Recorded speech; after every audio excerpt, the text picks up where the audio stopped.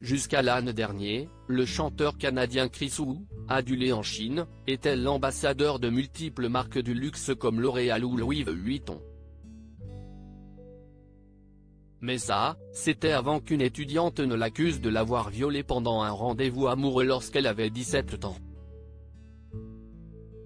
D'autres victimes avaient témoigné pour accuser l'équipe de la pop-star de comportements prédateurs, notamment des invitations à des soirées karaoké volontairement arrosées. Ces accusations avaient renforcé un embryon de mouvement #MeToo en Chine, débuté en 2018 lorsque plusieurs femmes avaient pris la parole pour dénoncer le harcèlement sexuel.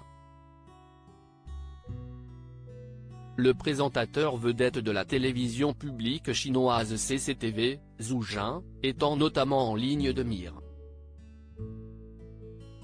Une jeune femme, Cho Dae-Wei-Xuan, l'avait accusé de l'avoir embrassée et caressée de force alors qu'elle était stagiaire.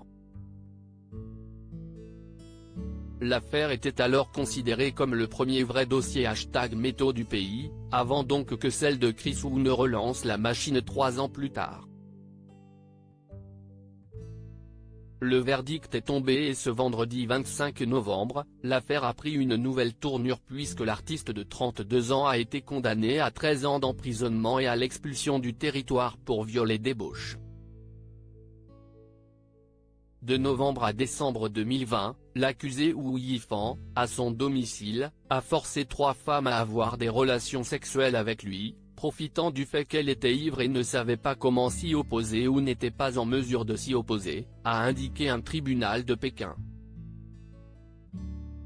Par ailleurs, Chris Wu a reçu une peine complémentaire d'emprisonnement d'1 an et 10 mois pour débauche sexuelle collective, a précisé le tribunal. Les 2 peines cumulées ont donc été arrondies à 13 ans de prison au total. Pour rappel, il s'était d'abord fait connaître en Chine comme membre du groupe sino-sud-coréen EXO. Il avait ensuite quitté le collectif en 2014 pour se lancer dans une carrière en solo en tant qu'acteur, chanteur et mannequin.